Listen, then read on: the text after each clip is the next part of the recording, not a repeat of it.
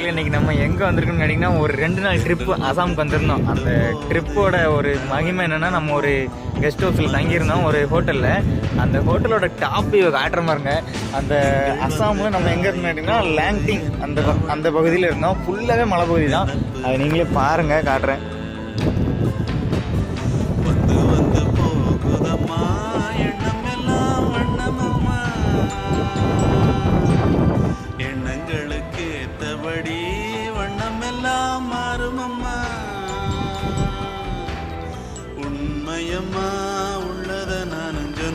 பார்த்தீங்களா, ஊட்டி கொடைக்கானல் மாதிரி ஃபுல்லாகவே மழை தான். அப்படியே சுற்றி பார்க்குறதுக்கு ஒரு அருமையான வியூவாக இருந்துச்சு.